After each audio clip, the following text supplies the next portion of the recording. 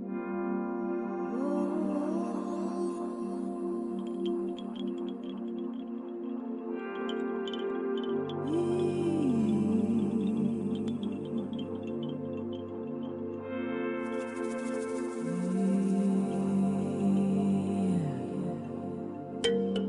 país demorou a perceber que o componente racial é um componente estruturante na sociedade brasileira. E o racismo é algo que transcende o consciente, transcende a vontade e está impregnado dentro do processo da formação do inconsciente e da formação da sociedade. A relação não é individual, não é a Lúcia negra contra o médico branco, ou o juiz branco, ou advogado branco, ou cidadão branco. Quando você ofende alguém menosprezando por sua característica racial, que você está ofendendo, não é aquela pessoa especificamente, você está ofendendo todo um conjunto de pessoas que vão ter aquela mesma característica. O que nos importa nessa discussão é como é que o Estado se comporta com a pessoa negra diante dos direitos. Porque uma coisa é você ter atitudes racistas, uma coisa é você ter uma sociedade que permite esse tipo de convivência danosa, de você alijar o outro do processo de desenvolvimento.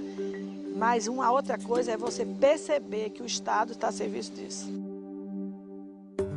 O que é racismo institucional? O usuário do serviço público, quem vai ao posto de saúde, quem vai à delegacia de polícia, quem é abordado na rua pela polícia militar, eles sabem o que é racismo institucional. O próprio papel da polícia, né? Em que momento a polícia é constituída? No momento da abolição, né? Com que papel? Com o papel de reprimir essa população negra que estava solta.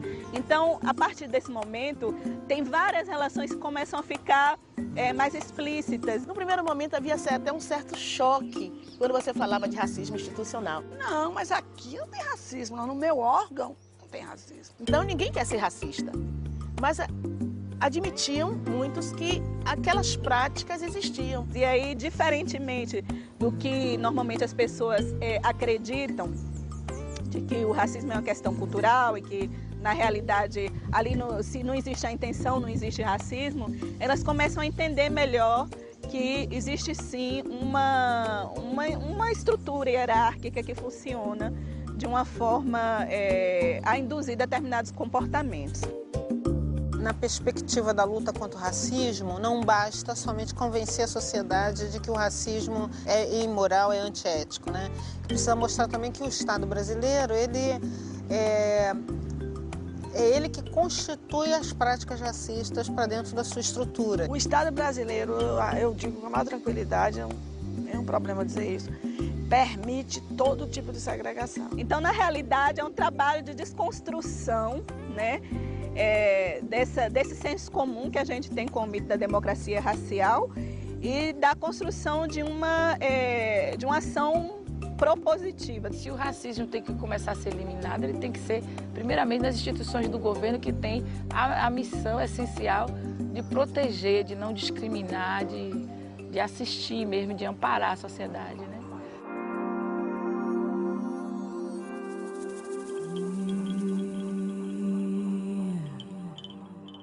O Observatório Negro tem realizado um trabalho que ele vai desde a formação, vamos dizer, desses agentes do poder público, e aí tanto a nível da segurança pública, que são os policiais, os delegados, como tentando também estabelecer uma relação com a justiça através dos promotores, do Ministério Público, através dos juízes.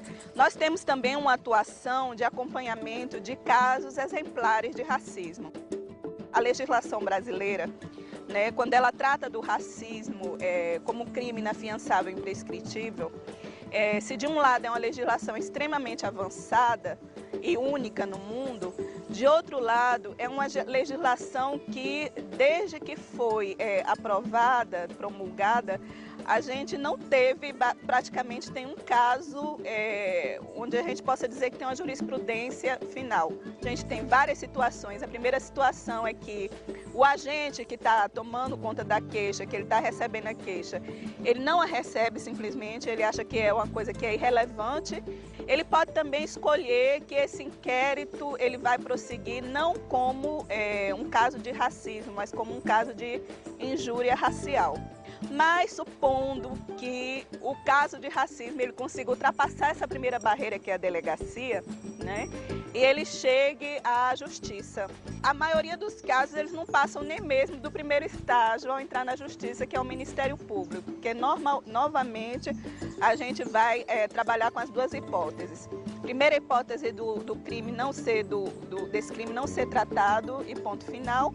A segunda hipótese é que esse crime não seja tratado como racismo. E aí, em função dessas várias muralhas, essas várias barreiras, a gente não tem tido, né, uma jurisprudência que analise o crime do racismo. A única jurisprudência realmente que chegou até o final, a última corte, a última decisão judicial, é uma jurisprudência que trata de um caso de racismo, mas contra um judeu.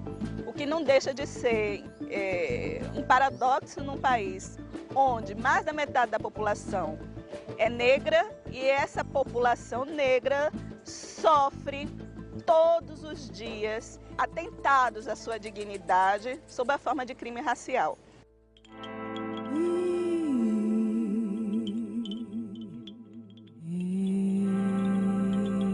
O grande desafio do governo João Paulo foi exatamente tocar naqueles pontos onde o preconceito, onde a exclusão se fazia mais presente na cidade do Recife. Junto a isso, nós tivemos também um grande movimento da Associação Pernambucana em relação aos movimentos negros, que mobilizaram através da Câmara de Vereadores para que fosse apresentada uma proposta para acompanhamento e tratamento da anemia falciforme. Então foi apresentado um projeto de lei e a partir daí passou a ser lei, não é, o cuidado da Secretaria de Saúde com a anemia falciforme e suas consequências. Outra ação importante que foi anterior ao programa de triagem neonatal do Ministério da Saúde foi a criação do programa de anemia falciforme na Secretaria de Estado do Rio de Janeiro. A gente foi para a discussão, saiu o programa e antes de sair o programa já estava saindo a triagem para hemoglobinopatia no teste do pezinho aqui, por conta de trabalhos solitários, né? O programa de saúde da família ficou muito tempo, né, longe dessa discussão com os terreiros, né?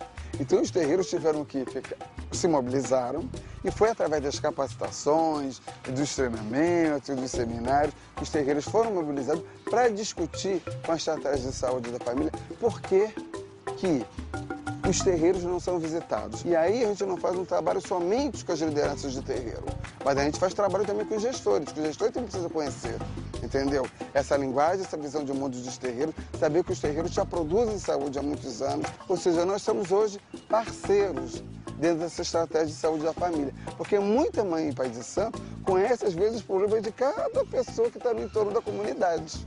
Nós estamos aí para completar um ano do Comitê Técnico de Saúde da População Negra no estado de São Paulo. Os avanços são ter hoje uma estrutura do estado pensando esse desafio que é a saúde da população negra. O fato de ter o secretário ter colocado um articulador dentro e pessoas dentro do gabinete para tocar a política, isso faz com que as pessoas tenham que parar para pelo menos para ouvir o que estamos dizendo. A nossa formação para o controle social, ela partiu era um grupo, são 150 pessoas em todo o Brasil. O que a gente queria nesse curso? Era mostrar que quando a gente fala de saúde da população negra, nós estamos falando de um conjunto de direitos que precisam de um controle que possibilite a equidade em saúde. De fato, o problema da saúde da população negra está relacionado às iniquidades sociais, algum nível de doença genética, mas a maioria dos problemas enfrentados pela população negra